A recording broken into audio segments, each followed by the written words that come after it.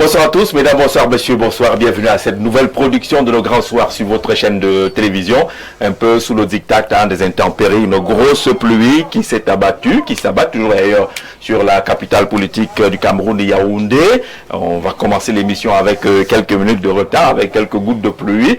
Dans tous les cas, on est là au service justement de l'information. Notre mission, comme tous les soirs, c'est informer et faire comprendre l'information avec nos invités. Ils sont déjà 4 sur ce plateau. Avec eux, on va essayer d'examiner les chiffres relatifs à l'abstention qui semble encore s'être manifestée pour cette élection, notamment le scrutin du 12 octobre dernier. Les taux vont au-delà de 52% du taux d'abstention. Beaucoup d'absents le jour du vote. Comment comprendre cela? Et la question sera simple. Pour qui a finalement voté l'abstention dans notre pays? Pour le dire de façon simple, à qui profite ce taux d'abstention assez élevé au Cameroun, de scrutin en scrutin? Avec nos invités également, on prend le rendez-vous, c'est demain, du côté du Conseil constitutionnel, où commence justement le contentieux post-électoral, avant la date, la journée de jeudi, qui devrait voir le Conseil constitutionnel proclamer le résultat final de cette élection présidentielle. Donc, l'esprit, on doit attendre ces rendez-vous. On accueille donc nos invités sur ces différentes thématiques. Rodrigue Vina, il est journaliste, bien connu sur le plateau de Le Grand Soir. Il exerce au quotidien à Galaxy FM, mais également il anime plusieurs programmes sur différentes chaînes, radio ou télévision. Rodrigue, bonsoir et bienvenue. Merci, bonsoir Jean-Jacques. Bonsoir à tout le monde entier. Vous savez, Info Télévision n'est pas qu'une affaire du Cameroun. Donc, même au-delà de nos frontières, le monde est connecté à nous. Le monde est connecté à la télévision des Foulans, qui monte encore et encore, grâce aussi à la touche particulière des visages médiatiques comme le vôtre. Donc mes amitiés et mes civilités renouvelées à tous les co-discutants, à tous les co-panélistes sur le plateau. Merci infiniment pour l'invitation, je me sens honoré. C'est quand même Jean-Jacques Zeu, donc malgré la pluie, les intempéries, comme vous l'avez dit à l'introduction de ce programme, mais quand on pense quand même qu'on est invité par Jean-Jacques Zeu, voilà, on fait l'effort d'être là. Je vais vous dire bravo, parce qu'à un moment donné, je commençais à désespérer. Je me suis dit qu'avec cette pluie, est-ce qu'il va être possible d'avoir mes invités? Mais ils sont là. En fait, nous sommes là finalement. Ils sont là au rendez-vous. Rendez-vous important sur le processus électoral, c'est demain, à partir de demain au Conseil constitutionnel. Dans quel état d'esprit doit-on attendre ce rendez-vous? Il faut attendre ce rendez-vous dans la sérénité totale, dans un état d'esprit de sérénité. Il faut attendre ce rendez-vous dans un esprit patriotique, en se disant que il y aura forcément un Cameroun après les résultats proclamés jeudi. Il y aura toujours un Cameroun avec ses fils et filles, nourrissant le vœu et les aspirations, voilà, de voir ce Cameroun avancer dans la paix, avancer dans le débat démocratique, contradictoire, mais avancer surtout dans le vœu, justement, de marcher ensemble dans une tolérance totale. Oui. Je parle de tolérance. Oui, je parle de tolérance en fait parce que nous, on se dit être un jeune État démocratique, notre démocratie est tellement jeune.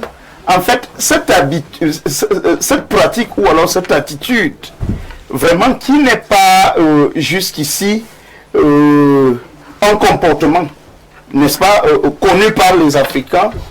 En fait, cette démocratie sous le prisme occidental a du mal à partir avec l'esprit que nous avons. Quand je parle de tolérance, c'est ce manque de fair play. En fait, on ne supporte pas beaucoup la contradiction. C'est pour ça qu'on voit des tensions. C'est-à-dire que quand vous regardez les réseaux sociaux, lorsque telle tendance publie les résultats, on estime que non, ces résultats-là sont faux. Ce sont les résultats des ennemis de la République. Et lorsque le côté du pouvoir publie aussi des résultats, Mais vous entendez que non, ce sont les résultats de la fraude, c'est monté, c'est descendu. Donc ça fait que ce manque de tolérance commence à opposer, faire retentir un certain nombre de tensions qui inquiètent. Et normalement, on commence à enregistrer les pages inquiétantes de cette tension au-delà de quelques manifestations de rue. Mais quand on est sur les réseaux sociaux, il y a pratiquement des gens qui sont jetés à la vindicte populaire. J'ai vu une publication tout à l'heure où on donne les adresses de certains, on dit leur maison, là où ils travaillent. C'est comme si on lançait une meute contre ces personnes-là parce qu'elles ont osé penser autrement. Malheureusement, nous ne devons pas en arriver là. Vous savez, la politique, même si en arrière-plan, elle nourrit beaucoup d'intérêt, parce que nous savons ce que c'est que le pouvoir et ses prérogatives, mais en même temps, il est très important de comprendre que les hommes passent, les institutions restent. Voilà, il est très important de comprendre que la paix ne sert pas l'intérêt forcément de ceux qui sont uniquement les intérêts de ceux qui sont au pouvoir. La paix sert l'intérêt de tous les citoyens, parce qu'il est agréable de partir librement de sa maison pour vaquer à ses occupations, parce qu'il n'y a pas de trouble, parce qu'il n'y a pas de désordre, parce qu'il n'y a pas de trouble à l'ordre public. Donc, attendons ces résultats avec patriotisme. Et le patriotisme signifie qu'on pose les actes de paix, d'apaisement, des discours en réalité qui éloignent des tensions. On accueille Fadimatou Bengono, une femme politique bien connue dans les rangs du Rassemblement démocratique du peuple camerounais, le RDPC. Madame Fadimatou, bonsoir et bienvenue. Bonsoir Monsieur Jean-Jacques, bonsoir Monsieur Vina, bonsoir aux autres compagnies que vous allez présenter. C'est un plaisir renouvelé pour moi de me retrouver sur votre plateau. Vous savez, c'est la première émission que je fais après le 12. Oui. Comme les émissions étaient en quelque sorte suspendues, ou bien nous étions en train de courir sur plusieurs fronts, il était difficile pour nous de nous retrouver sur les plateaux. C'est un honneur de me retrouver là et de porter la voix du Rassemblement démocratique du peuple camerounais. Vous étiez sur le terrain, c'est une belle expérience, la campagne électorale. Oui, j'ai pu vous dire que j'ai participé à l'élection de 2004, l'élection présidentielle, comme scrutateur de mon parti. J'ai activement travaillé en 2007. Bref, depuis 2004, je travaille politiquement sur le terrain. Je participe à toutes les élections comme acteur du terrain. Et c'est toujours des expériences renouvelées qui nous renseignent de ce que le Cameroun, bien que avançant petitement, fait quand même des grands bonds vers la démocratie. Cependant, je voudrais, avec votre permission, je voudrais relever un fait qui, ma foi, me force la gorge, parce que j'ai mes camarades communicants. Il y a d'abord le camarade Refoué, qui a été menacé de mort sur un plateau de télé, avec un communicant d'un parti politique que je préfère ne pas citer, très bien connu. Il a menacé de mort à Mondovision. Son seul crime, c'est défendre les idéaux de son parti politique librement. Après, ce fut le cas de M. Yves Abama,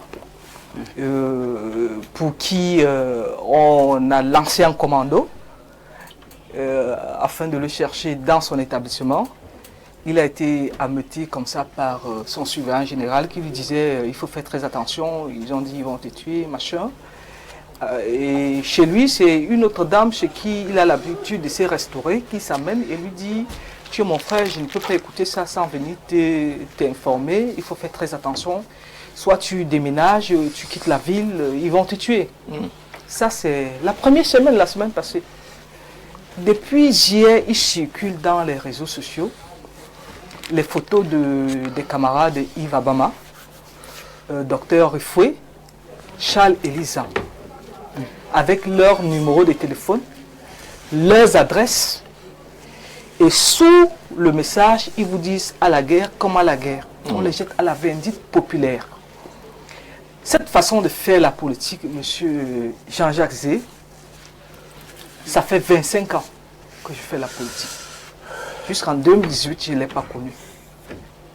Je n'ai jamais vu, je suis dans un environnement où l'opposition est fortement implantée. Je suis dans le Noun.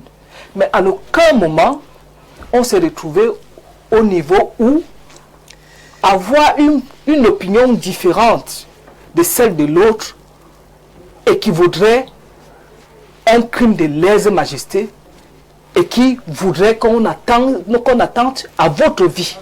Cette façon de faire la politique, cet ensauvagement de la scène politique est tout, sauf la démocratie, sauf la politique, c'est du terrorisme politique. On ne peut pas vouloir la démocratie et promouvoir la pensée unique. Parce que ces gens qui le font, c'est parce qu'ils sont contre la pensée plurielle. Or, la démocratie suppose la divergence d'idées. Ne dit-on pas que c'est des contradictions que naît la lumière? La lumière. Et la vérité, il faudrait bien que les gens comprennent. Et en même temps, je voudrais attirer leur attention. Ceux-là qu'on envoie vers ces chefs de famille, dont le seul crime est de militer dans un parti politique, comme eux, ils militent dans le leur, et nous leur en faisons pas un procès, ceux qui les envoient sont les seuls bénéficiaires du chaos qu'ils aimeraient s'aimer. Parce que si vous attentez à la vie d'un responsable, d'une personne qui appartient à une famille, au-delà d'appartenir à un parti politique, appartient à une famille, vous n'êtes pas sûr que vous-même vous en sortirez indemne. Ceux qui commencent à faire la politique aujourd'hui ne comprennent pas que 90 a été pire. Et s'il vous plaît, ceux qui vendaient les laissez-passer, parce qu'il y avait eu grève, parce qu'il y avait eu ville morte, c'était des personnes qui étaient au départ, vous disiez qu'ils voulaient le changement. Le changement, c'était quoi pour eux? S'ériger en une espèce de shérif chez qui on devait payer les laissez-passer. Autrement, on vous donnerait le carton rouge afin d'accéder à X endroit. C'était les seuls bénéficiaires. Il faudrait que les gens comprennent que 2025 ne doit pas servir d'exutoire ou bien de passerelle pour certains qui ont des agendas personnels et non un agenda du Cameroun. On peut débattre sans combattre. On peut ne pas être d'accord, mais on demeure des citoyens d'un pays. Nous n'allons pas nous inventer d'autres pays. Nous sommes tous Camerounais. Et le Cameroun, il est pour nous. Nous passerons tous et ce Cameroun demeurera. Merci pour cette intervention. Accueillons Adelin Mathurin Ebengue. Il est le secrétaire exécutif du MOCAR. Bonsoir et bienvenue. Bonsoir Jean-Jacques Zé. C'est un immense honneur pour moi d'être face à l'une des plus belles plumes du Cameroun. Donc ça fait plaisir. Bonsoir également à tous nos téléspectateurs qui nous suivent à travers le monde. Bonsoir à tous mes copanélistes, tout en espérant que les débats qui porteront ce soir, nous allons nous séparer dans la totale harmonie. Le grand soir, c'est la grande famille. Le grand soir, c'est la grande famille. Il n'y a pas de tension, il n'y a pas de débordement. Alors, c'est quoi le MOCAR? Le MOCAR, c'est le mouvement pour la consolidation des acquis du renouveau, comme je le dis. Ce mouvement, en quelques mots, met en lumière toutes les réalisations du renouveau, bien évidemment sous le prisme de son commandant en chef, qui est son Excellence Paul Biya, président de la République. Le MOCAR naît pourquoi? Parce que chaque fois vous voyez dans les réseaux sociaux, les gens ont passé le temps à terrir l'image de notre pays, tout en disant que notre pays devient un pays de merde. Dans les réseaux sociaux, beaucoup disent, insultent nos dirigeants, beaucoup ont même commencé à faire des casses. Nous, on a dit non. En faisant cela, est-ce que vous voyez seulement la partie du verre vide? Il faut aussi montrer les réalisations. Nous avons donc pris sur nous de montrer à chaque fois ce qui a été fait au Cameroun. Je tiens à souligner que le renouveau, c'est avec le parti au pouvoir, c'est également avec les opposants. Puisque lorsque l'opposant construit un parti d'opposition au RDPC, construit une mairie, nous, par exemple, nous sommes contents d'aller la filmer et de brandir aux yeux du monde que c'est un acquis du renouveau. Donc, lorsque un député, quelle que soit son obédience politique, fait une grande réalisation ou alors monte un projet qui favorise beaucoup plus de jeunes, nous nous boostons afin de démontrer aux uns et aux autres que Voilà ce que nous attendons. Bon, ce qui signifie que ce que nous voulons voir là, le MOCAR s'est déjà même prononcé car nous condamnons des excès, des débordements. Nous savons que nous sommes un peuple déjà même métissé. Parce qu'à Yaoundé, lorsque vous allez dire qu'il faut tuer tel, vous ne connaissez pas les ramifications qui peuvent venir dans votre famille. Peut-être qu'il a fait des enfants avec votre soeur. Vous voyez, quand vous allez le tuer, qu'est-ce que vous direz à vos neveux? Donc, il faudrait que les gens sachent que après-demain, à partir de novembre, la vie va continuer.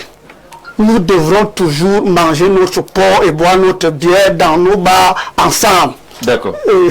D'accord, merci beaucoup, monsieur le secrétaire exécutif du MOCAR. Après novembre, en tout cas après cette élection, la vie va se poursuivre. D'ailleurs, le MRC annonce une convention extraordinaire le 29 novembre.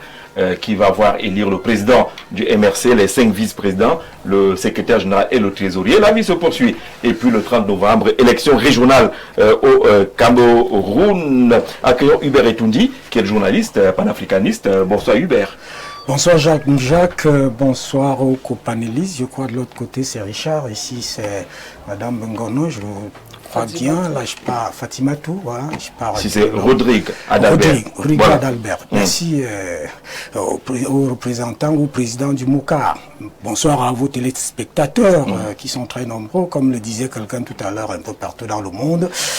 Vous savez, nos amitiés vont des années depuis le début de la profession, mais je crois que maintenant, dans ce qui fait un peu ma représentativité, il faut ajouter chercheur indépendant en sciences de l'information et la communication, en géopolitique et géostratégie, qui sont les deux disciplines clés pour la maîtrise, la compréhension du monde.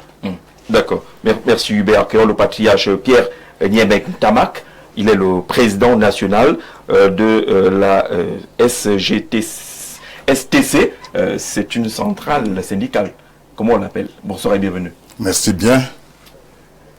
Pour vous remettre, voilà, je voudrais que vous ayez conscience. C'est la CGSTC. CGSTC, voilà. Confédération Générale des Syndicats de Transport. Au lieu de SOMC, CGSTC, la Confédération Générale du Syndicat des Transports, c'est ça? Bien évidemment. Du Cameroun. Monsieur le Président, bonsoir et bienvenue. Merci bien. Je voudrais à des personnalités, mesdames, messieurs, les mêmes civilités, que cela vous soit remise.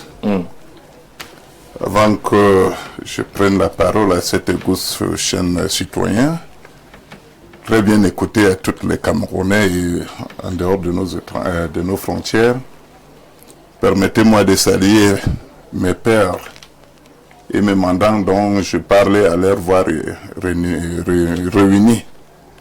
Je veux saluer d'abord le camarade patriarche Simon Pierre, l'honorable député Orichel, qui a 5 mandats.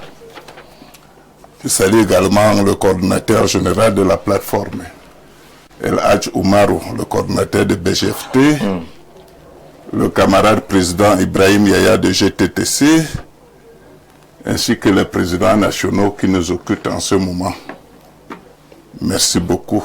D'accord. On a lu dans la presse et on a écouté également quelques audios de certains de vos camarades du syndicat qui vous invectivent, on va le dire ainsi, qui pensent que vous avez lancé un appel à la paix, à la sérénité et que vous êtes mal placé pour le faire. Eh bien, vous m'accueillez à chaud. Oui, bien sûr. Nous, on est déjà au chaud, après la pluie.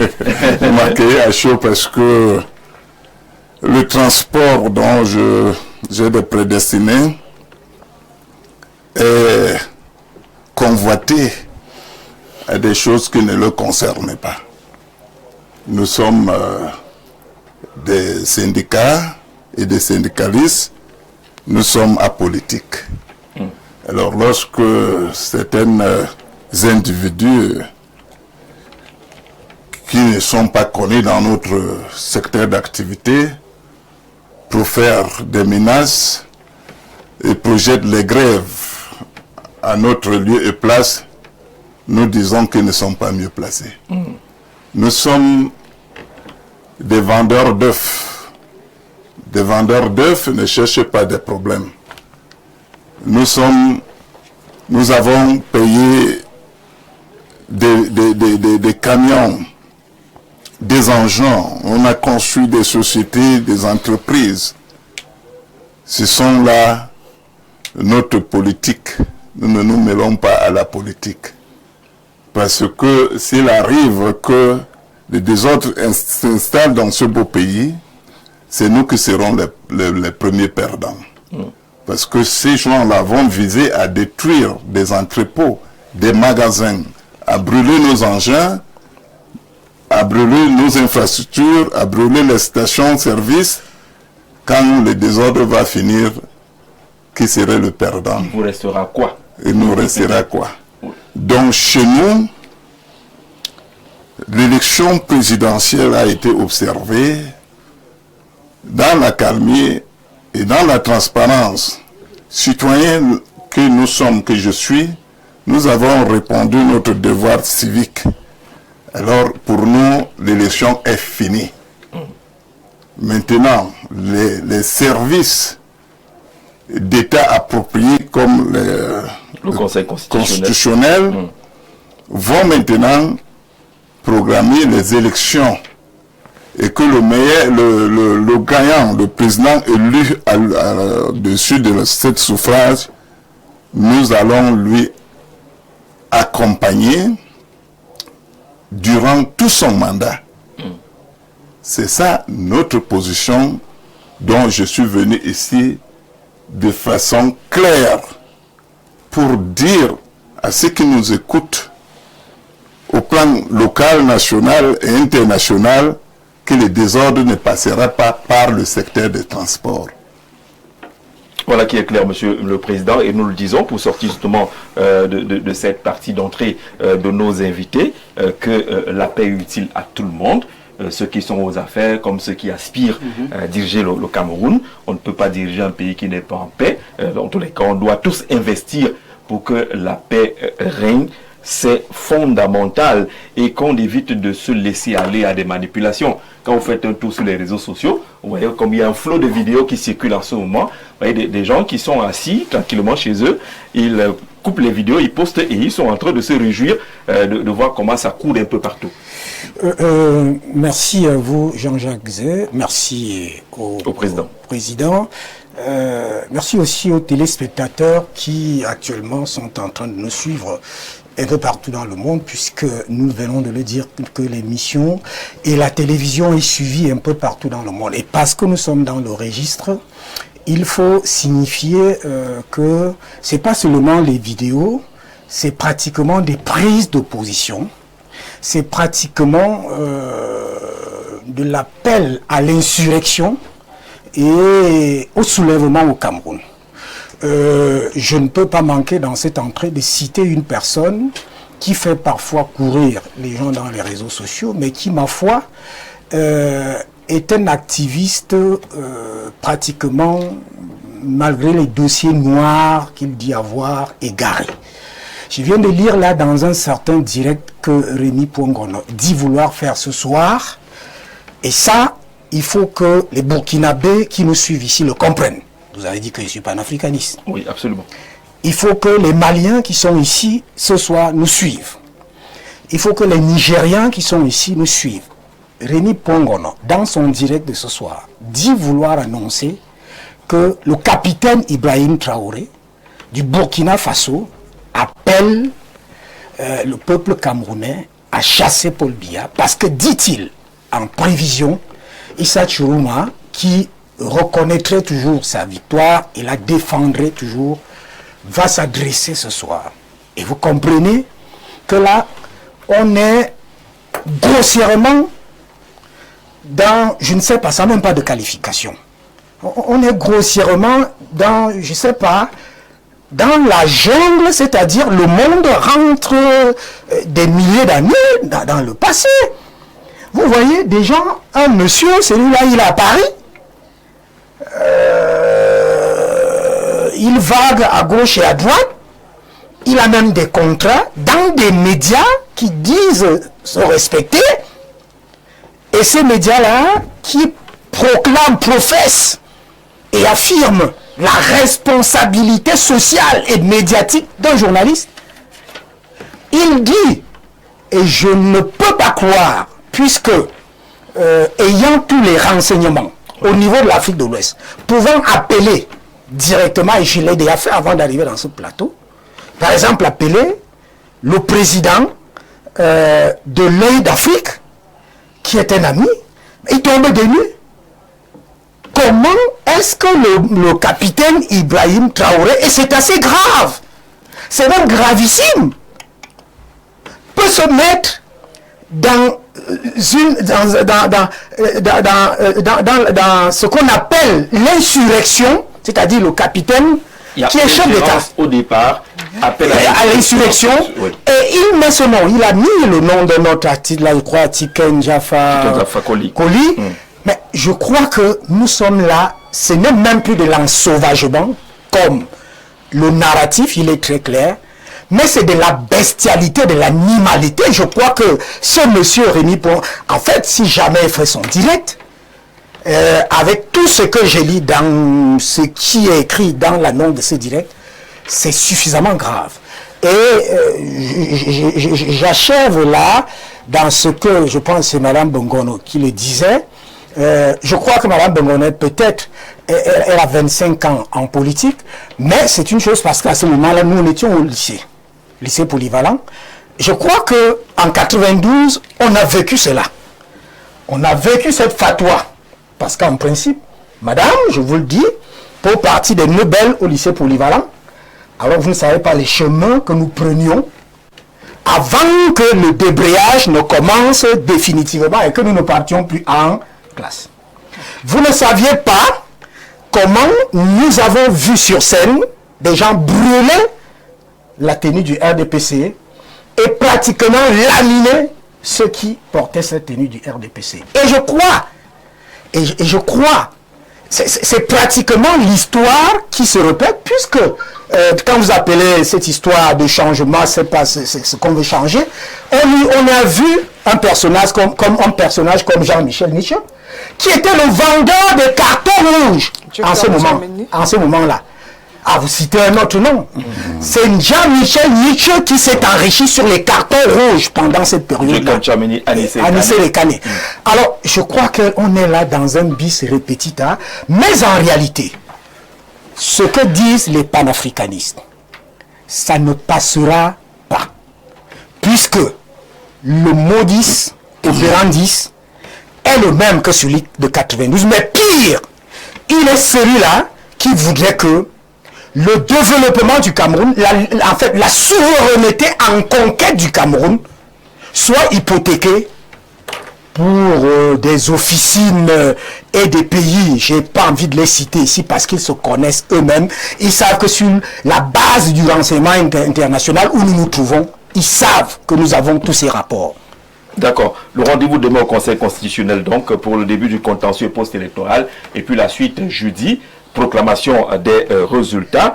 Je pense que les appels des uns et des autres sont lancés suffisamment. Achille de Malabo, on ne lira pas l'intégralité de votre message parce que vous êtes à Malabo et vous écrivez on préfère tout perdre. Ça ne passe pas ce genre de message. Non, on ne s'attardera pas davantage. On a une thématique et la pluie nous a déjà un peu grillé du temps. Bonsoir, dites à madame que c'est le non, il n'y a pas de cela.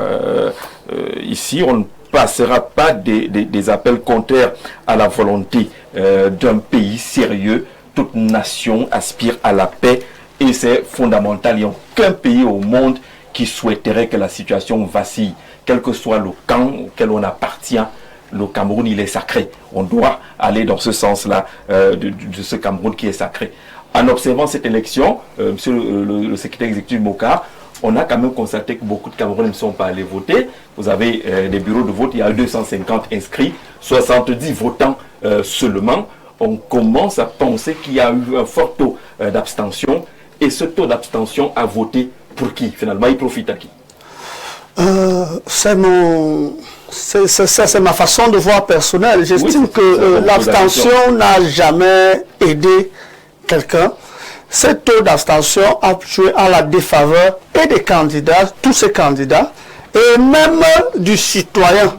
Puisque certainement, quand on est au quartier, chacun a sa petite idée. Vu le déroulement des affaires de notre cité, il y a d'aucuns qui se suffisent, il y a d'autres qui disent que ça ne va pas, d'autres qui estiment qu'il faut beaucoup d'amélioration. Alors, s'abstenir et ne pas aller donc, puisqu'il y a des protagonistes qui sont, et chacun a son plan. Si chacun est passé pour dire ce qu'il fera du Cameroun après le 12 octobre, lorsqu'il sera sacré président de la République. Alors, parmi ces protagonistes, est-ce qu'une personne n'a pas pu convaincre ces personnes?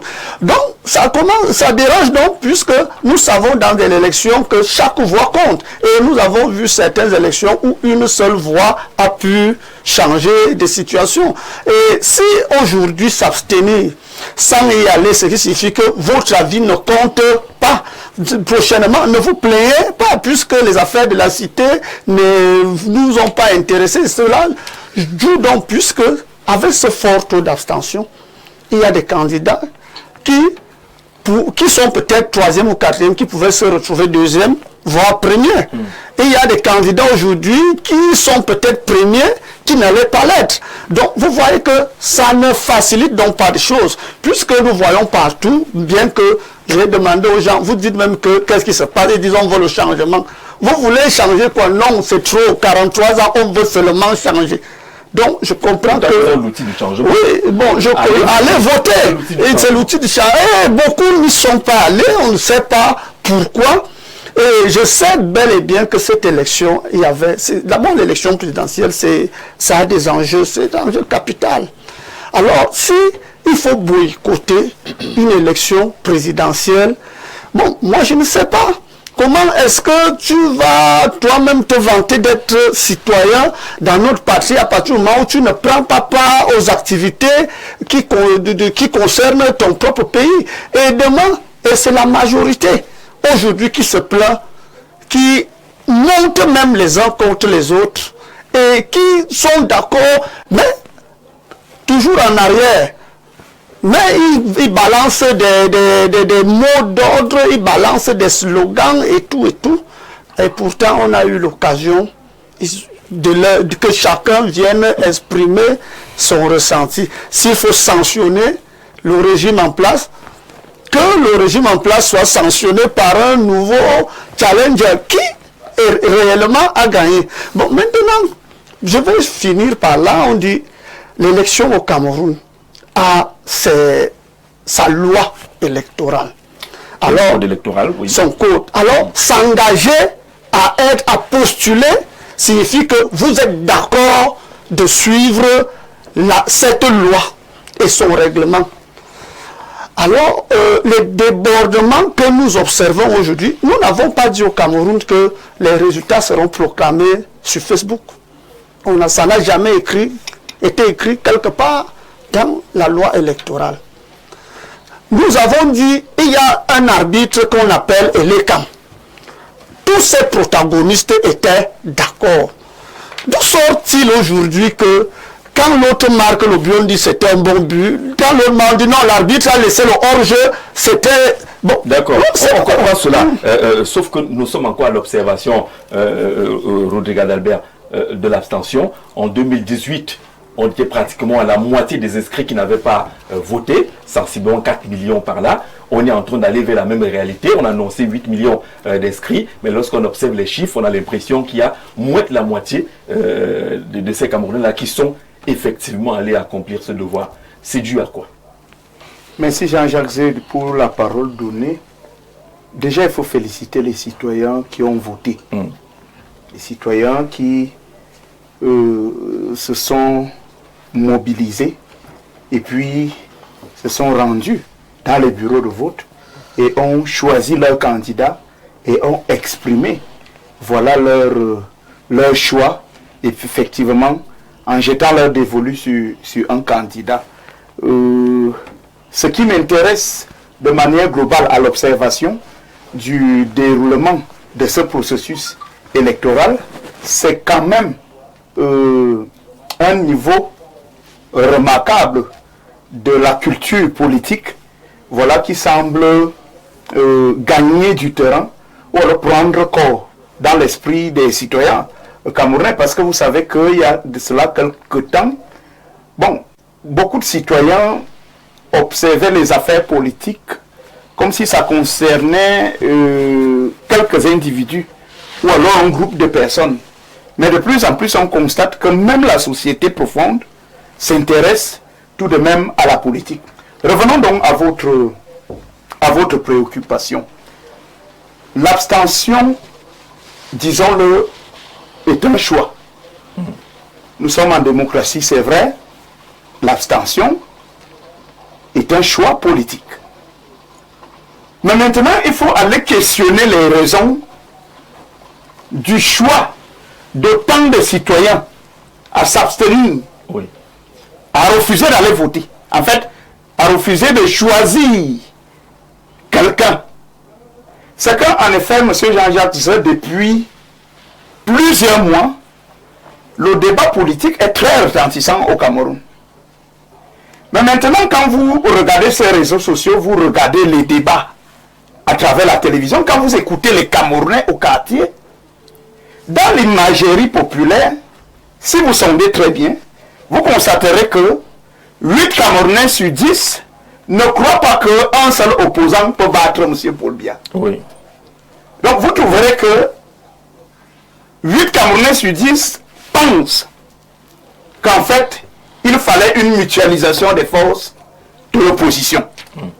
Mais maintenant, quand on écoute les leaders des partis politiques, quand on écoute ces acteurs-là, parce que la politique, c'est un peu comme l'arbre des montagnes, en fait. Les figures politiques ou les hommes politiques, quand ils s'expriment, il faut faire attention. Parce que l'arbre des montagnes est tel que vous êtes placé ici, vous voyez l'arbre à côté de vous, mais pourtant c'est très bien loin. C'est loin.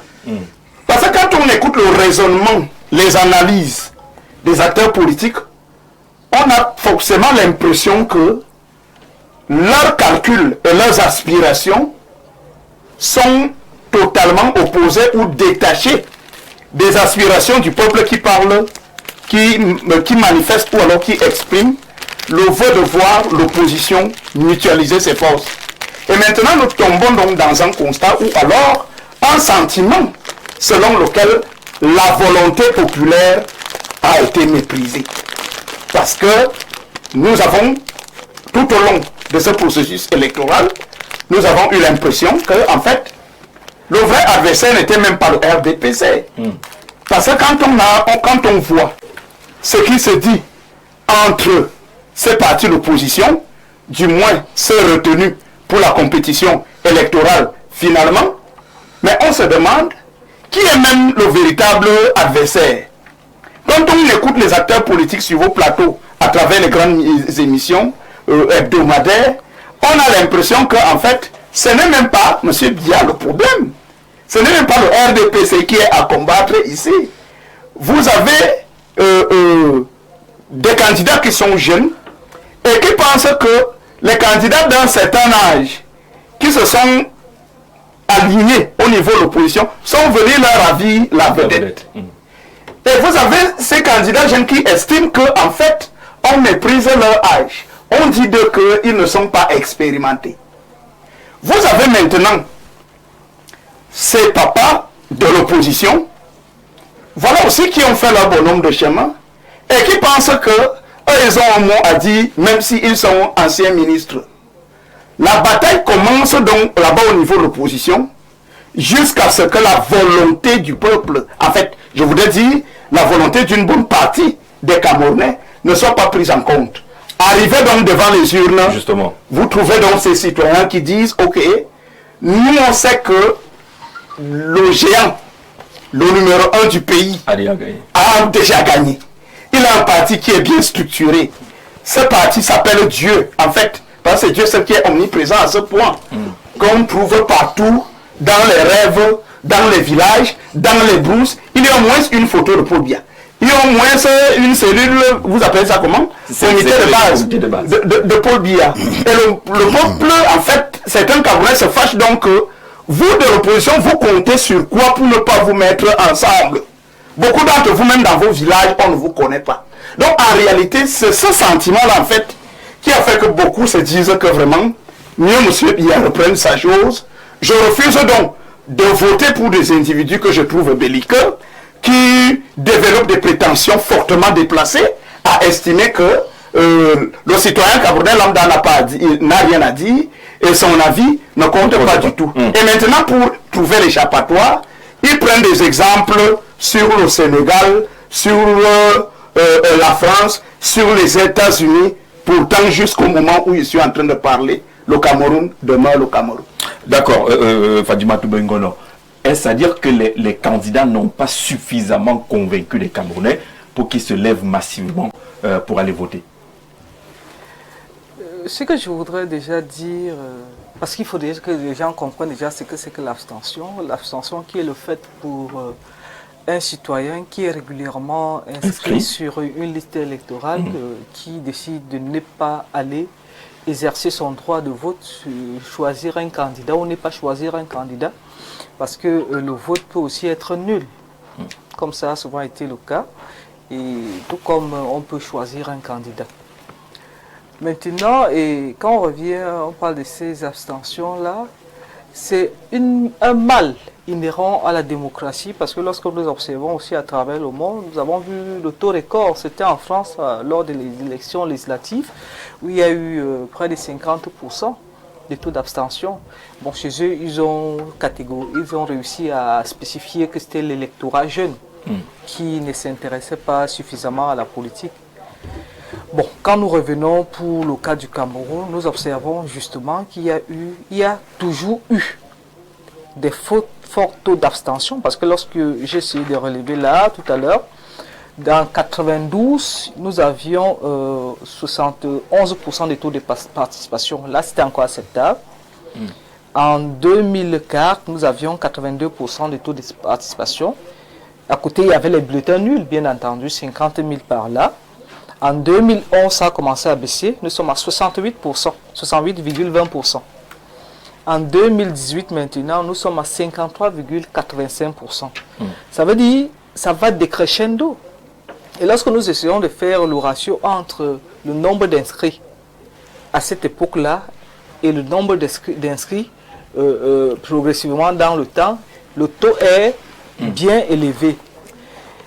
Et on s'interroge, bien entendu, qu'est-ce qui peut provoquer cela? Je dirais que c'est le manque de culture politique. Le manque de culture politique, au-delà de tout ce que M. Evina a donné comme explication du genre peut-être les autres aimeraient que certaines personnes se mettent ensemble. Sauf que ce que je voudrais dire, c'est que l'abstention n'a pas de coloration politique. Oui. L'abstention n'a pas de coloration politique. C'est pour cette raison. Poser la question. Hein. C'est pour cette raison. Qui a l'habitude de dire que nous sommes 4 millions déjà dans nos cellules, comité de base, et qu'on est moins de 3 millions de votants. C'est même à l'intérieur du RDPC à l'abstention. Oui, et ce discours-là de 3 millions, 4 millions, M. Jean-Jacques Zé, il faudrait bien qu'on regarde les choses. Quand nous prenons de manière globale les responsables des bureaux, vous savez bien que, pour ceux qui ne le savent pas, au RDPC, à l'OG, on commence à militer à 15 ans. Et on n'a pas encore la majorité électorale. On n'a pas la majorité électorale. Oui. Il faut attendre 20 ans. Parce qu'on se dit, quand vous entrez à la cellule à 15 ans, vous avez 5 ans pour un mandat, pour vous socialiser. Et 5e année, vous êtes peut-être, vous pouvez aller au comité de base, à la sous-section, ou bien n'importe où. Mais vous avez déjà la majorité électorale. Donc, si on comptabilise 3-4 millions, ça ne veut pas forcément dire que ce sont les 4 millions de citoyens qui peuvent voter. C'est là où les gens faussent un peu les données, parce qu'on se dit, quand je vous dis, ça fait 25 ans que je fais la politique, avant au RDPC, on adhérait à 13 ans. Oui. Le temps de vous, qui est l'apprentissage. Et je vais enfoncer une porte en disant que le RDPC est l'unique parti qui, pour le moment, participe à la formation de ces militants. La preuve. Là, quand je l'évacue, je dis, l'abstention n'a pas de coloration politique. Parce que même au sein de notre parti politique, pour nous, c'est un sujet de réflexion permanent qui nous amène à nous demander qu'est-ce qui a bien pu se passer, qu'est-ce que nous n'avons pas fait. Et là, ça engage notre responsabilité parce que peut-être avons-nous fait comme les autres qui vont obliger les gens à aller s'inscrire. Parce qu'il faudrait déjà que les gens comprennent pourquoi est-ce qu'ils s'inscrivent. Vous avez vu M. Jean-Jacques en 2025, en 2024, 25 par là, on allait carrément sortir les gens manu militaires et de chez eux, on voyait ça dans les réseaux sociaux pour leur dire allez vous inscrire. Vous qu'on a sorti manu militaire, est-ce que vous aurez la conscience d'aller voter demain? Je doute fort. Donc nous pensons que nous devons revoir notre rapport à la politique et en même temps notre façon de socialiser les nôtres. Tout à l'heure, M. Evina a parlé des gens qui ne sont pas implantés. C'est vrai. Parce que nous avons toujours l'habitude de dire, si les gens ne parviennent pas déjà à intégrer leurs faiblesses, il serait difficile d'affronter un adversaire. Si je vais affronter le RDPC, je dois d'abord comprendre que le RDPC est mieux implanté que mon parti. Et le dire, c'est un peu une insulte. Moi, j'ai souvent l'habitude de parler du privilège du tenancier. Le RDPC naît des cendres de l'UNC. Oui. Forcément, il hérite des structures de base. Il hérite de la ressource humaine. Il hérite peut-être même des infrastructures qui existaient déjà. Et ces structures de base se sont métastasées. Parce qu'avant, c'était pas dans les départements. Maintenant, c'est dans tous les départements, dans tous les arrondissements. Si les gens n'intègrent pas déjà ça, pour se projeter, on va assister à ce qu'on voit là. Moi, je vous ai dit, j'étais sur le terrain. J'étais chez moi à Fumbo. Nous avons 84 bureaux de vote. J'ai fait le tour dans les 84 bureaux de vote avec mon président de section OJ, que je salue, Moulom Abdourahman. Parce qu'il était question pour nous de voir comment est-ce que ça se passe si nos scrutateurs, nos représentants, nos vigiles n'ont pas de problème. Nous avons fait les tours pour leur offrir ce que nous avions préparé comme casse-croûte. Et je peux vous dire qu'il n'y avait pas de représentants dans les bureaux de vote. Maintenant, quand vous faites inscrire les gens à la criée, parce que vous vous dites, celle qui rentre du marché doit s'inscrire, est-ce que vous êtes sûr cette personne-là s'intéresse même à la politique? C'est pour cette raison, entre autres, que nous assistons au fort taux d'abstention. Et le travail des partis politiques également, c'est de s'assurer que la personne que j'ai inscrite est suffisamment renseignée de ce que le jour du vote, il ira voter. Monsieur Jean-Jacques, j'ai pu vous dire que nous appelions même nos militants au téléphone. Est-ce que tu as déjà voté? Il dit non. Pas son bureau de vote. Il dit non. Viens, voici ton nom, viens voter. Est-ce que ta voisine telle a déjà voté? Est-ce que c'est comme ça? Si vous ne faites pas ce travail, si vous n'avez pas les gens sur le terrain pour les accompagner, parce que c'est un accompagnement, le citoyen, lui, parfois, il se dit, quel est mon intérêt dans tout ça? Qu'est-ce que je gagne dans tout ça? Il faudrait bien que le responsable des partis politiques soit comment dire, ce sont eux qui ont un intérêt que les gens aillent voter. Donc le taux d'abstention a une double détente. Il y a d'abord le manque de culture politique et le laxisme des responsables politiques eux-mêmes qui ne socialisent pas les leurs ou bien les citoyens à la chose politique. Hubert Etondi, Madame Bengona a parlé de l'intérêt. Les gens semblent se demander quel est mon intérêt dans cette affaire. Et dans le cas du Cameroun, on dit vraiment, ils ont déjà gagné, ils ont beaucoup de moyens, moi je vais faire quoi là-bas? Les autres disent qu'on a voulu que l'opposition se mette ensemble, ils ne se sont mis ensemble, peut-être sont des complices. Est-ce que ce n'est pas cet environnement-là qui amène les Camerounais à ne plus croire au vote? C'est déjà ça, mais peut-être qu'il faut aller un peu plus loin en précisant que l'ascension a essentiellement quelques causes qu'on peut énumérer. Il y a les causes sociales. Parce qu'en principe, lorsque au plan social, la mobilité, on a parlé de beaucoup d'éléments là, parce que socialement c'est une question de mobilité. Mobilité plurielle, mobilité de statut, mobilité même de compréhension, mobilité de moyens, mobilité de disponibilité, parce que il y a beaucoup de choses là qui ont été dites dans ce sens. Et même socialement aussi, la question d'insertion, elle se pose.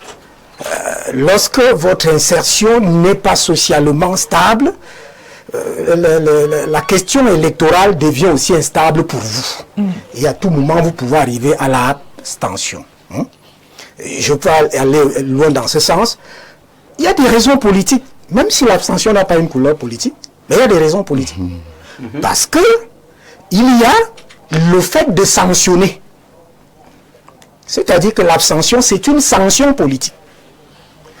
Le cas de la France, qui a été édulcoré. Parce que les Français ont toujours cette imagination stérile, mais je ne sais pas si elle est orgueilleuse, insolente ou naïve. Ce n'était pas le fait de la jeunesse qui n'est pas assez intégrée à la chose politique. Faux. Mais sinon, comment est-ce que le Front National fait pour aller gagner les européennes? Le problème, c'est qu'en France, il y avait un problème politique. C'est l'échec d'Emmanuel Macron au plan social. De sa façon de gérer la France, qui était pratiquement quelqu'un, en réalité, où les Français se sont ressouvenus de son élection, qui n'était même pas une élection, mais qui était une élection sous la faveur de l'abstention, dont nous sommes en train de parler. Parce que l'abstention est un vote. Oui, c'est-à-dire que l'abstention a favorisé en ce moment-là le vote d'Emmanuel Macron, sur le simple fait que la France politique, qui nous donne des leçons, mais qui est égoïste, a fait barrage au Front National. Il y a eu cette unité. Alors, je reviens au Cameroun. Les raisons politiques de l'abstention.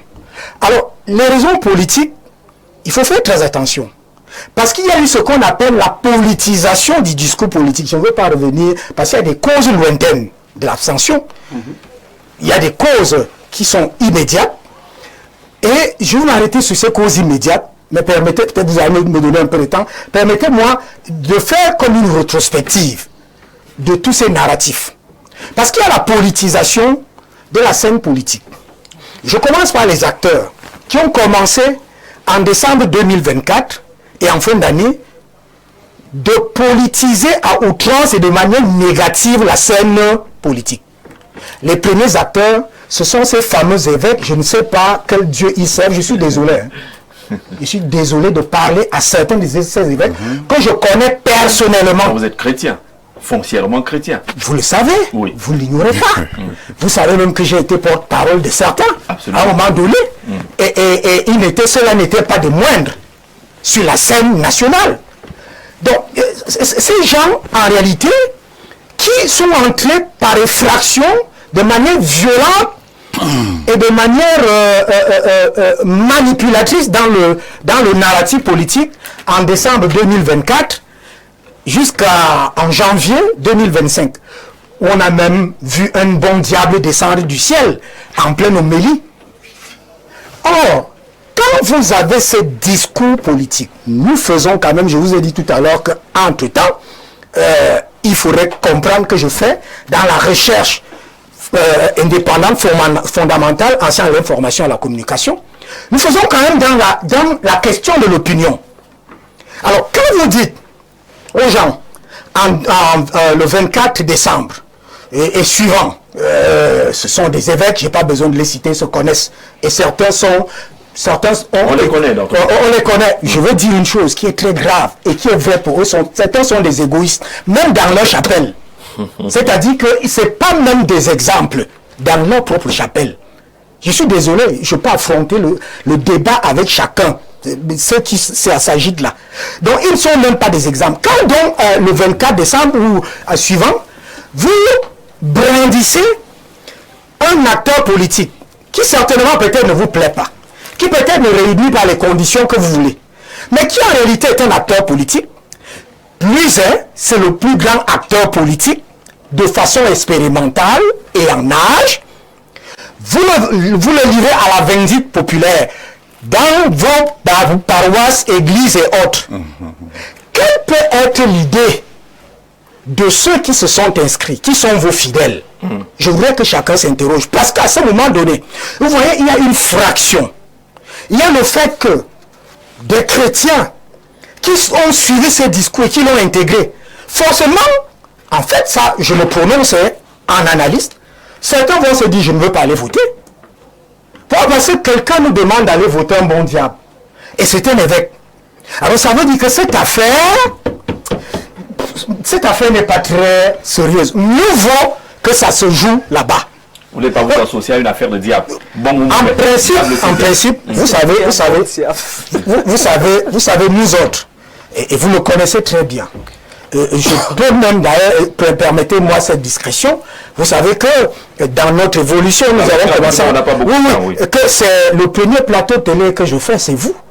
C'est vous qui permettez pendant, j'ai fait radio, j'ai fait presse écrite. Alors, donc, les gens ne vont pas aller voter, ne vont pas aller dans une scène où le bon diable est déjà engagé. Et il est convoqué par une personne d'autorité. Ce n'est pas une moindre personne, hein.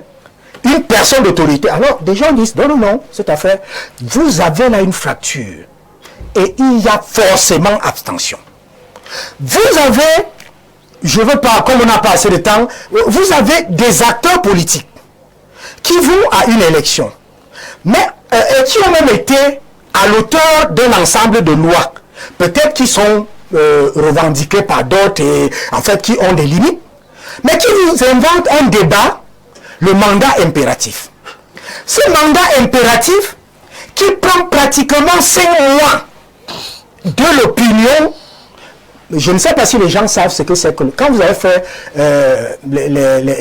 la recherche fondamentale, quand vous prenez les modalités ou en fait les modes de communication, quand vous prenez le chien de Pavlov, c'est là où vous comprenez la méthode par piqûre. C'est là où vous comprenez ce que c'est que l'opinion sociale. L'opinion. C'est-à-dire, vous donnez une piqûre à l'opinion. Et l'opinion va agir. Et cette opinion, c'est l'électorat. Alors voilà un mandat, un discours sur un débat sur le mandat impératif qui remplit les oreilles, bourre les cerveaux, tracasse les gens pendant 5 mois. Et on voit en définitive que le monsieur qui avait inventé cette affaire du mandat impératif laisse l'affaire, le chemin du mandat impératif, se retrouve dans un parti politique qui a un conseiller dubitatif dans un arrondissement pour avoir une candidature. Mais Jean-Jacques Zé, vous qui regardez, est-ce que cela n'interroge pas dans ce que vous appelez l'abstention? Forcément, les gens vont se dire, je peux étayer comme ça. Mais permettez-moi de prendre le dernier cas qui est très sérieux. Qui est très sérieux. Lorsque donc, monsieur, je crois c'est Richard, a évoqué, Rodrigue Adalbert a évoqué tout à l'heure la question de l'unité de l'opposition. Lorsqu'elle fait faillite, lorsqu'elle échoue, et elle échoue de manière lamentable, de manière risible, de manière ridicule, parce qu'on voit comment ces gens-là parcourent le nord, le sud, l'est et l'ouest, pour ne trouver que la désunion entre eux. En fait, de l'alliance et de tout ce que vous racontez, ils ne trouvent que la désunion. Alors, est-ce que, mais le dernier fait, et je sors par là, j'ai dit que j'aurais, en matière de recherche, j'aurais étayé plus. Le dernier fait, dans cette compétition même dont on dit les opposants y sont allés. Mais vous trouvez quelqu'un qui a eu le tout fait de faire lourdement et tranquillement valider sa candidature. Je dois le citer à Kerimuna, à la dernière minute, alors que les bulletins sont déjà imprimés, 8 millions multipliés par 32, que vous savez combien, 31 653 bureaux de vote, c'est déjà imprimé. Et il dit que lui ne va plus au vote, il va s'accrocher vers une personne. Mais est-ce que à ce moment précis, si vous êtes dans votre tête, vous-même vous irez? J'y vais plus. Tout cela, on peut se dire comme vraiment ils s'amusent avec nous. Et ils sont alors, bonsoir tous sur le plateau. Pour ma part, le problème des abstentions est au niveau de la révision des listes électorales. Je prends un simple exemple. Dans mon bureau de vote, j'ai vu les noms des parents et jeunes morts, des gens qui ont quitté le pays depuis plus de 5 ans. Certes, les populations se disent que les résultats sont déjà biaisés, mais le fait que les listes ne soient pas révisées crée une augmentation du taux de participation, car ces gens ne pourront pas voter. Vous voulez dire le taux d'abstention, on note cela. Alors, monsieur le modérateur et le panel, bonsoir. J'aimerais savoir si la dame du RDPC vit au Cameroun, alors, où est la question sur l'abstention? Il faut qu'il fasse preuve d'un peu de respect, s'il vous plaît. Vraiment, vous savez qu'on a pris un thème technique. On veut un thème technique parce que la compréhension d'un processus électoral, c'est aussi ça. Ce n'est pas les affaires superficielles qui amènent les gens à ne même plus aller voter. Bonsoir le plateau. Moi, je vois plutôt que les gens ont refusé de voter parce qu'ils disent que le pouvoir en place proclame les résultats en sa faveur. C'est José Elba. Par conséquent, nous ne croyons pas au vote. D'ailleurs, nous ne savons quoi faire pour changer le pouvoir en place. Et nous prions juste Dieu pour avoir ce changement-là. Merci José qui dit qu'il y a un narratif, un construit.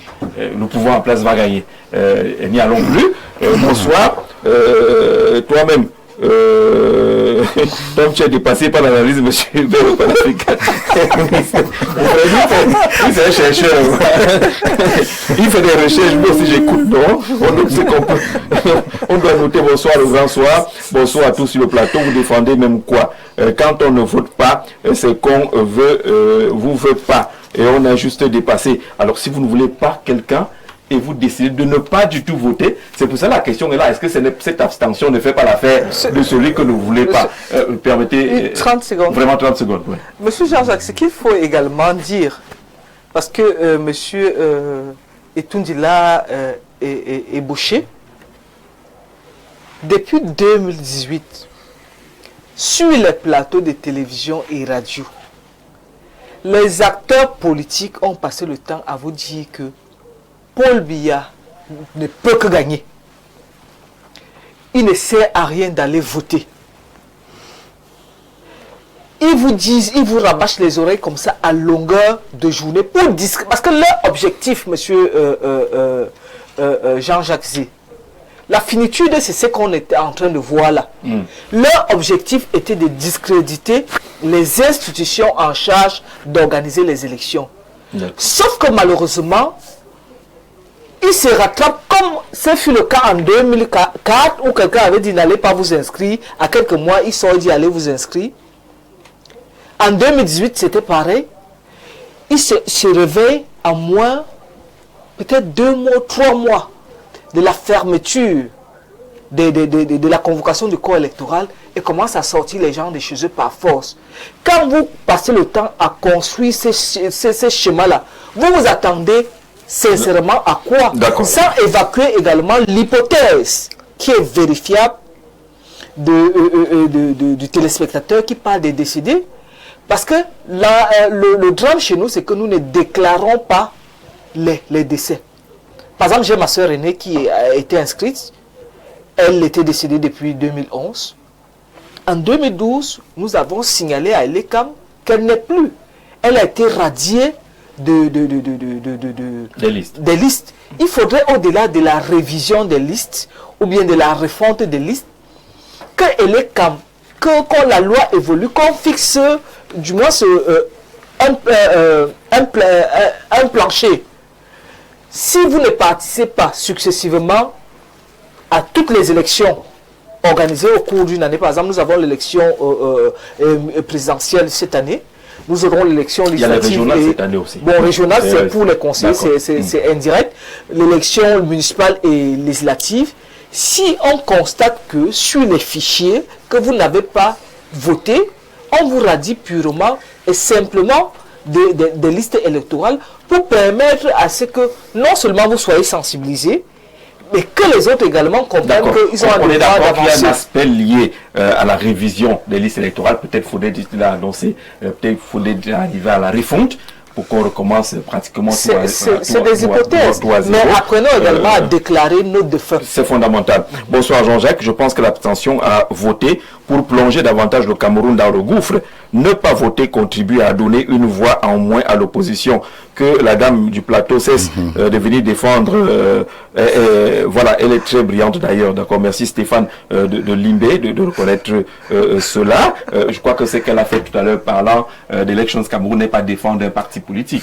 C'est fondamental. Alors le patriarche, qu'est-ce qui peut justifier qu'autant de Camerounais n'aillent pas finalement voter? Ils sont inscrits, mais ils n'y vont pas.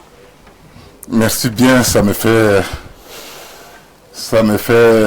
plaisir d'écouter ce débat dont mes co-panélistes sont à la hauteur. Ils ont dit des choses ô combien importantes à ce sujet qui ne sont pas négligées. Mais je prends la parole en tant qu'élu et un pratiquant de la politique au sein du RDPC, d'où j'ai été le vice-président communal de cette élection présidentielle du 12 octobre. Chez nous, dans nos rangs de RDPC, nous n'avons pas accusé un taux d'abstention.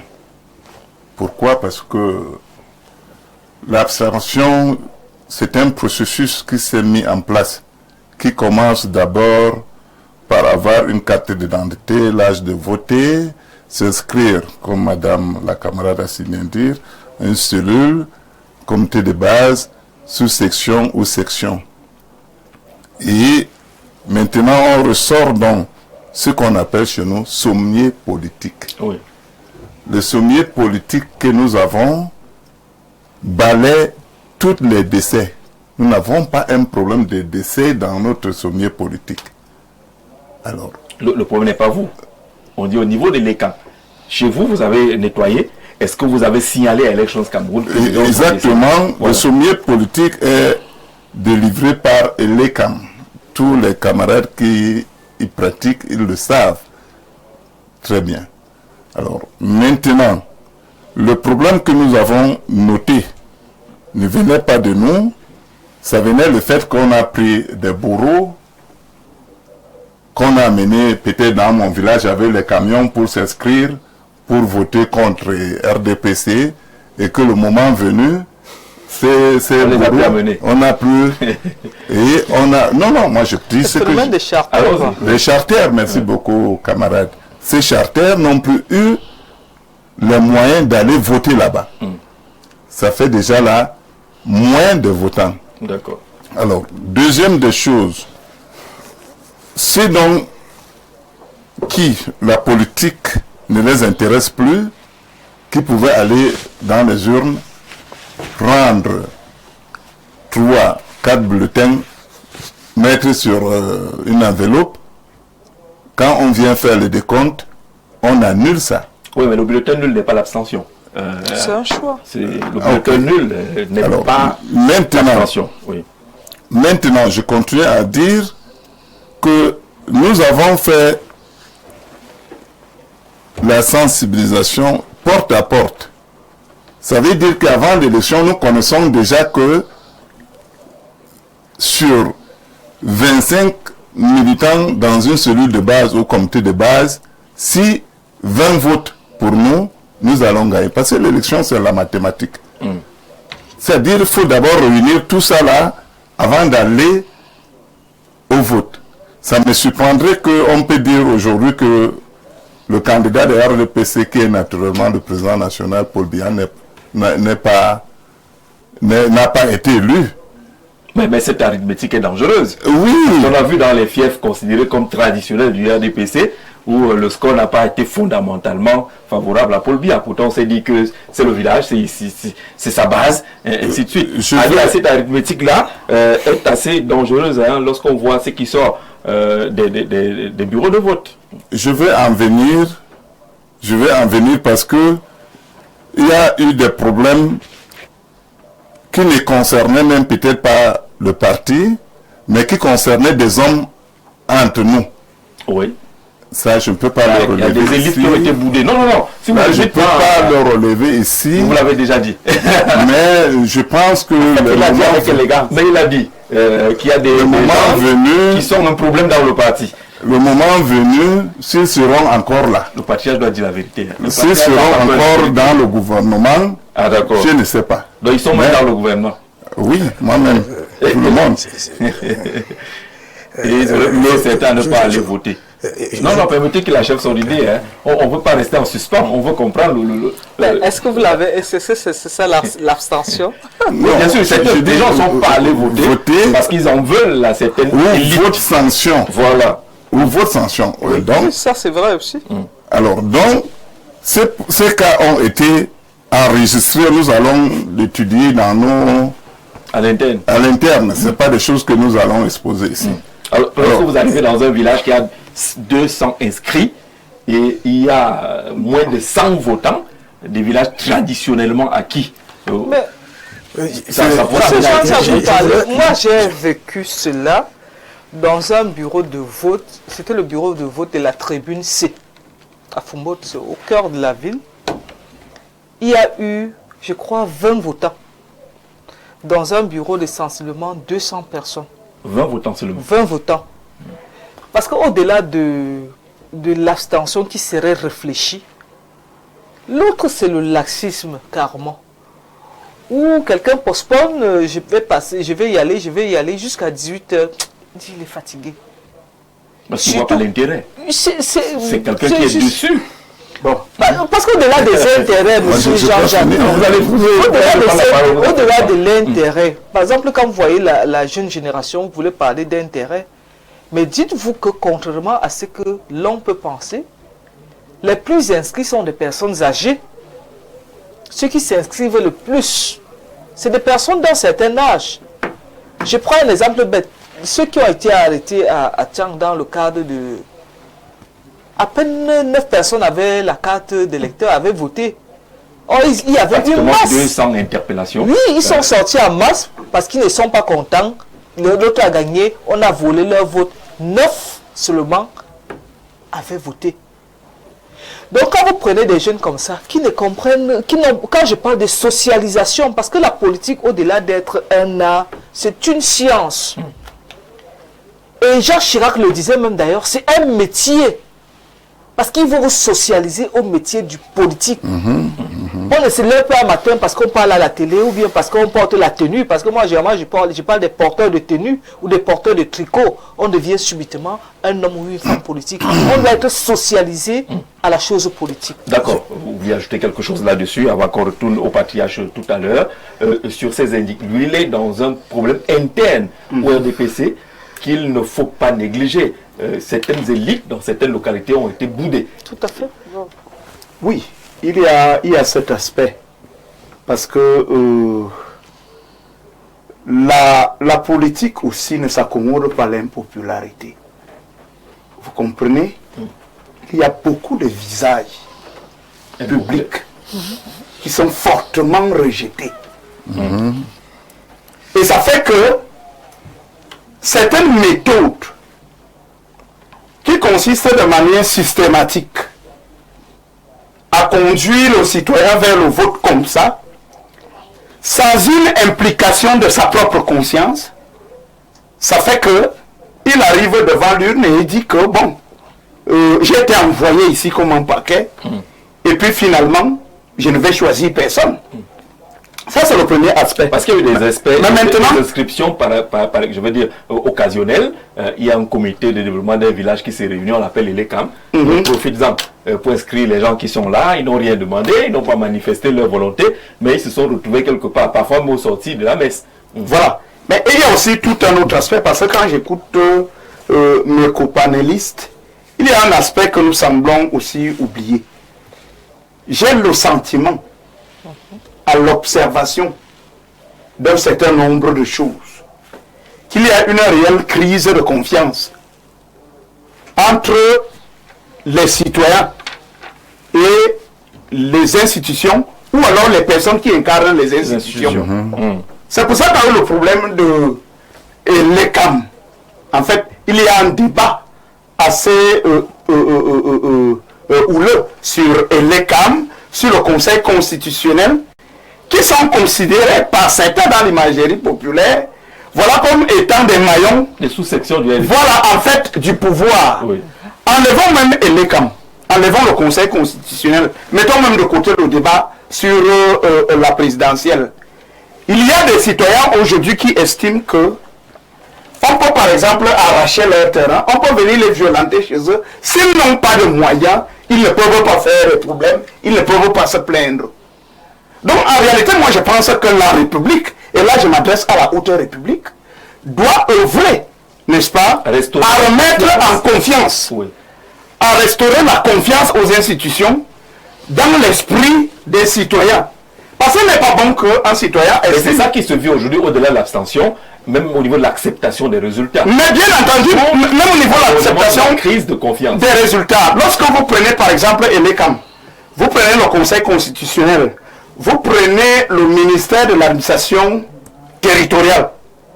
Ce sont des maillons de l'État qui doivent arbitrer l'affaire en toute impartialité. Oui. Je ne comprends pas beaucoup pourquoi un ministre peut estimer que un match entre le Real Madrid et Coton Sport, vous voyez un tout petit peu, met carrément Coton Sport dans la défaite. Pourquoi cet exemple-là dans le contexte actuel? En ce moment, dans l'esprit du citoyen, le citoyen se dit que mais j'irai même voter, même si elle vote même mon candidat. Ça ne va jamais rien donner parce que le ministre a déjà dit, lui qui doit arbitrer impartialement le débat, voilà, a déjà estimé qu'il y a le Real et il y a le Coton Sport. Au-delà donc, voilà de ces sorties que moi, en tout cas, en tant que citoyen, j'ai estimé maladroite. Il y a de façon générale un travail de fond à faire au niveau institutionnel pour remettre les citoyens en confiance. Il ne faut plus que le citoyen continue de penser que la République est pour ceux qui ont les moyens. La République est pour ceux qui ont des relations. Vous voyez un tout petit peu. Lorsque ce construit se développe dans l'esprit des citoyens, la crise de confiance s'installe et pendant l'épreuve du choix du président de la République ou du député, l'abstention s'installe. D'accord. C'est un découragement. On peut dire ça. C'est le patient qui prend la parole. Il reprend la parole. Vous allez parler tout à l'heure. Écoutez, camarades, je m'inscris en faux par rapport à... Pour la crise de confiance non, par rapport à ce qu'il dit à son excellence, monsieur le ministre Atangandji. Parce que ce monsieur a joué un très grand rôle pour le processus électoral. On n'a pas dit le contraire. Mais voilà. Quel rôle ça pour qu'il soit si grand et qui a... Il a joué un très grand rôle. L'Oréal, c'est la menace ne venait pas seulement d'un seul côté. Ça venait de tous les côtés. Et je vous dis, sur le ministre Atangandji, c'est Dieu qui lui a envoyé là, à la place qu'il fallait et au moment qu'il fallait aussi.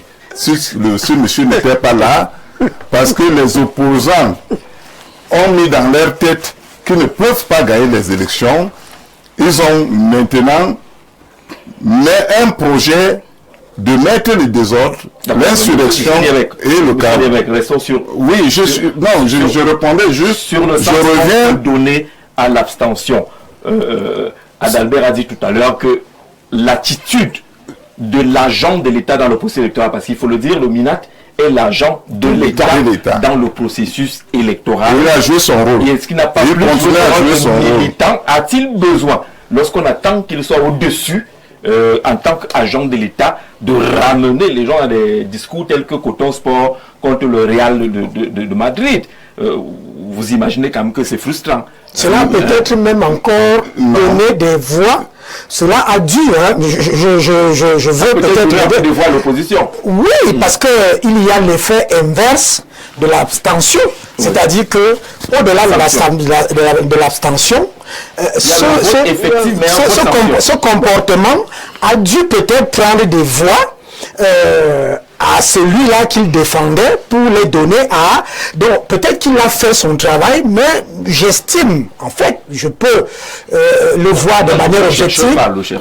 Oui, de manière objective qu'il y a eu une limite par rapport à ce narratif qui, en réalité, crée ce qu'on appelle un peu le trouble, c'est-à-dire le trouble. Mais le doute dans l'esprit du citoyen qui a rien c'est moi qui je voulais y arriver. Et pour le Patia, je voulais juste... Moi, je voulais aller dans l'élément que vous aviez là tout à l'heure, c'est-à-dire cette affaire des membres à l'intérieur. Et j'admire votre grandeur de ne pas en déballer, parce que normalement, il s'agit là de la discipline. Non, tenons-nous. À la rigueur, il s'agit de la discipline politique. Mais là, vous êtes le chercheur. Oui, non, je parle en tant que chercheur. Je parle en tant que... Non. À l'intérieur du parti, il y a des problèmes. Oui, tout à fait. Mais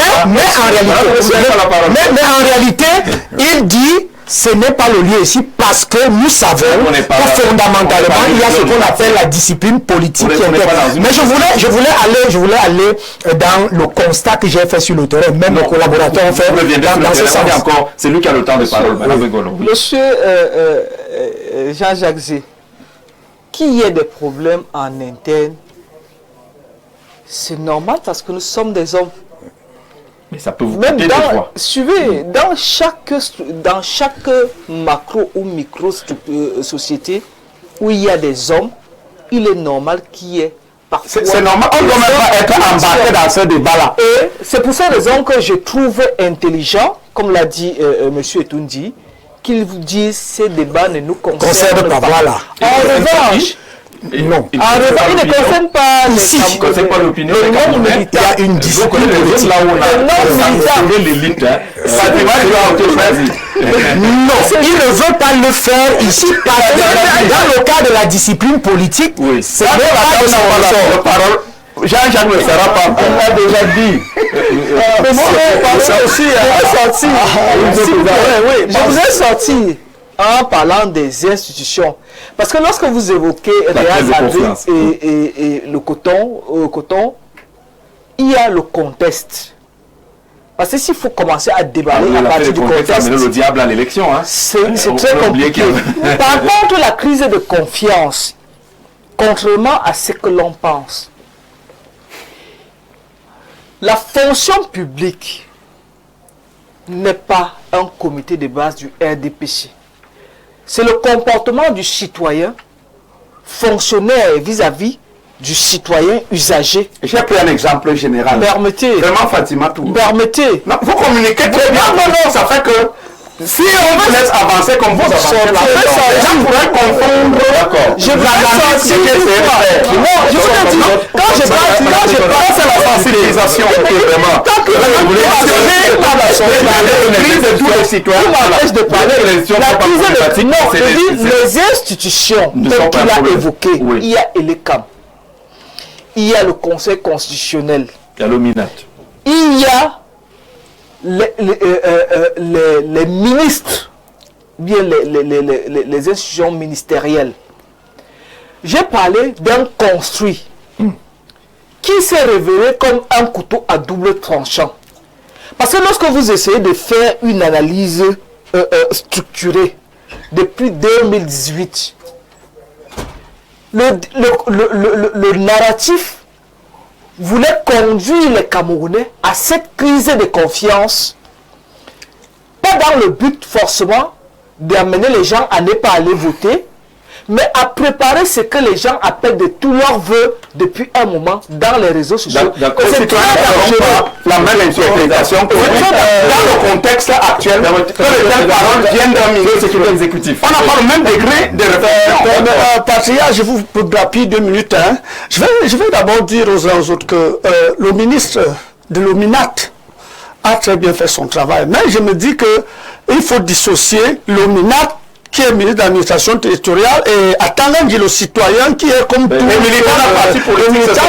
Non, laissez-moi dans ce posture, je suis en train de continuer. C'est-à-dire, non, je dis, c'est lui-même, c'est à lui de savoir quand est-ce qu'il doit dire qu'il est au Real et les autres sont au Coton Sport. Mais je pense que durant le processus électoral, nous n'avons rien à reprocher au MINAT. Nous n'avons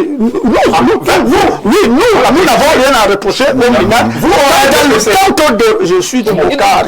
J'espère que le mandat du RDPC. Non, je suis en train de vous dire. Maintenant, parlant du taux d'abstention, il faut dire des choses. Beaucoup de gens ont créé des réunions, ou même sur Facebook, on disait, les camarades enregistrent les gens dans tel quartier. Un monsieur, il tape sa femme et ses enfants, allez vous enregistrer, peut-être à 2, 3, 4, 5 kilomètres. Bon, le jour du vote, les véhicules sont fermés. Les véhicules ne circulent pas. Il y a ça. Bon, il y a aussi le fait qu'on a inscrit des gens comme ça parce qu'eux-mêmes, on les a seulement envoyés pour ne pas avoir de problème avec papa ou avec le mari à la maison. Ils sont partis. Bon, maintenant le jour du vote... C'était d'une bonne position politique. Bon. Inscrit ne suffit pas. Voilà, inscrit ne suffit pas. Il faut exercer donc le droit de ce qui nous a... On vous inscrit toujours à Mais on a quand même fait patriarcat. Maintenant, je continue donc, quant aux affaires de beaucoup d'abstention aussi, il y a eu cela, parlons du parti. Je dis, il y a beaucoup de gens qui venaient dire que non, si on vote même c'est par rapport à tel, parce que les autres là, on est fatigués, nous ont déjà mis plein la vue.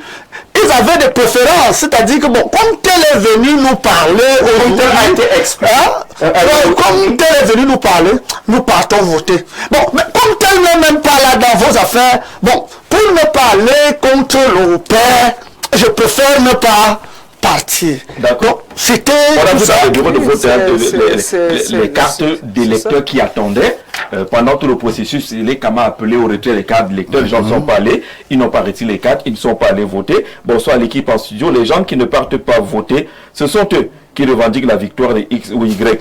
Ils passent leur temps à faire des bruits dans les réseaux sociaux.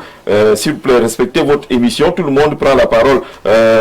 Pierre Damien, depuis le pont de l'enfance. Le pont de l'enfance.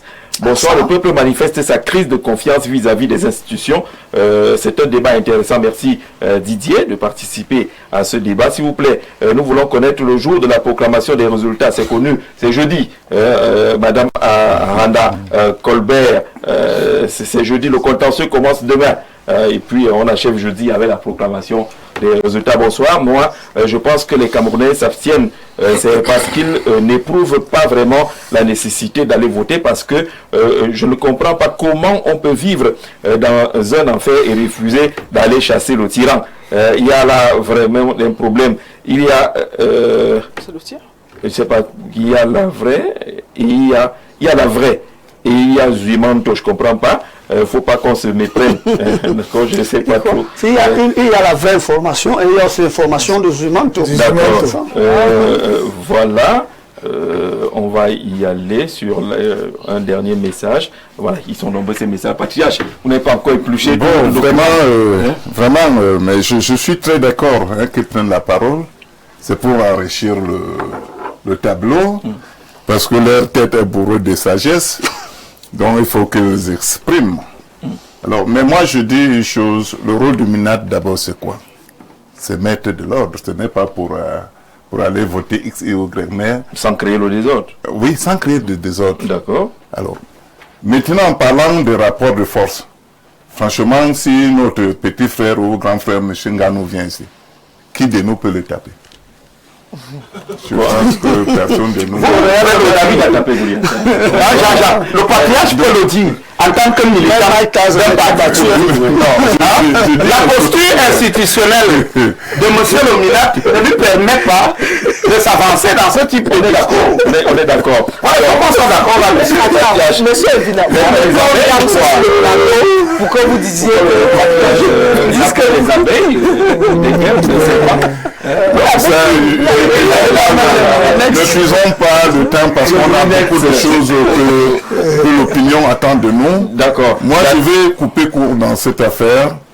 Je vais donner des propositions à l'avenir qui peuvent profiter. D'accord. Notre scène politique. La plus agréée par voilà, notre scène politique. J'ai observé une chose. Je voudrais, si ceux qui sont chargés peuvent le corriger. Si avant les élections même, on connaît qui a gagné. Si la carte de l'électeur de tout un citoyen peut déjà contenir son parti politique.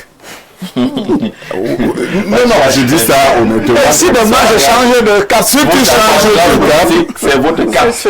Allez chercher la carte. Je dis n'importe quoi. Il y a les cartes. Je propose, c'est mon opinion. C'est mon opinion pour que quand vous venez au bureau de vote, on voit déjà que vous êtes des X. Mais il y a l'isoloir. Là, le vote n'est plus secret. Oui, mais le vote même déjà, mais avant l'élection, on va sortir l'émission. Bonsoir au panel. L'analyse des scores informels nous montre que c'est à peu près le même taux de participation. Soit on a un fichier avec des gens qui n'existent pas, c'est vrai qu'on a constaté qu'il y a de nombreux décédés sur ce fichier, soit il existe et refuse de voter. Si Paul Biya a le nombre de suffrages en circulation, ça veut dire que tous les militants du RDPC ne votent pas. Et les alliés, alors, quel est leur apport les alliés, les G7, les G20. L'abstention n'a pas de coloration politique. Nos militants ont voté le parti parce que nous étions là pour contrôler bureau par bureau. Alors nous on a contrôlé. Oui, nous connaissons nos militants. D'accord. Les gens du R nous fatiguent. Mais on sort vainqueur. Si on ne sortait pas vainqueur, tu peux même demander le chiffre. Si vous êtes le RDPC sort vainqueur. Moins de 2 millions de voix, est-ce que c'est... Non, mais disons, avec votre permission, Jacques, il y a un téléspectateur qui nous dit là qu'on prend la parole n'importe comment. Ça, c'est une bonne remarque. Mais j'admire l'intelligence et la ruse même du patriarche aussi dans son développement. Il faut dire, parce que nous avons fait le constat sur le terrain, que ce soit nous-mêmes ou que ce soit nos correspondants un peu partout, qu'il y avait une abondance de présence de cartes d'électeurs dans tous les bureaux de vote. Voilà. Ça veut dire quoi? Ça veut dire que les gens ne sont même pas allés retirer leur carte d'électeur. Alors, nous l'avons dit. Autre chose que j'ai vécu dans au moins plus d'un centre de vote, puisque j'ai parcouru. Je salue là par exemple Yaoundé 4e qui avait vu cette affaire de la sanction venir, c'est-à-dire j'ai suivi des gens là-bas, dit non, zéro abstention, mais c'est finalement venu de ce côté-là. C'est-à-dire quoi? C'est-à-dire que dans cette affaire, vous voyez de foules de personnes qui cherchent leur nom sur les listes affichées au mur, et qui mettent 1 heure, 2 heures sans retrouver leur nom. Non, ça a été vécu. C'était pas comme ça. Moi j'ai vécu, vu dans le bureau, il y en a même qui ont désisté et qui sont rentrés. Autre chose. Non, ça c'est vous, Jean-Jacques Michel. Autre indicateur, madame, autre indicateur, n'est-ce pas, madame? Attendez, autre indicateur, très sérieux. Que vous refusez à côté de celui-là. C'est qu'il y a même des gens que j'ai vus dans des centres de vote, ils viennent pour voter dans des centres de vote, mais on lui dit que non, ton nom n'est pas ici. Il interroge, on lui dit, c'est, comme disait l'autre, comme disait monsieur Richard, c'est monsieur Evina, que c'est au centre de Anguissa, machin, le compte de ça. Oui, parce que les gens, vous voyez que ça, c'est le constat sur le terrain. Il y a un déficit d'éducation. Si vous vous êtes déplacé, c'est à vous d'aller signaler que vous n'êtes plus à Tinga, vous êtes désormais sur le terrain. Il y a des gens qui sont venus avec des cartes, des anciennes cartes, parce qu'il y a les anciennes cartes. Par exemple, moi j'ai une ancienne carte. Je suis inscrit depuis dans mon bureau de vote. Je vote là-bas depuis un moment. Ils arrivent à Yaoundé. On fait la campagne des inscriptions. Ils sortent aussi. Ils vont s'inscrire. Et ils retournent au village. Ah ben voilà. Vous justifiez ce que vous venez de dire. Là-bas, le village s'est annulé. Parce que nous avons eu ce cas avec nos propres camarades. Quand on se réfère à Elekam vous dit, ils se sont inscrits ailleurs.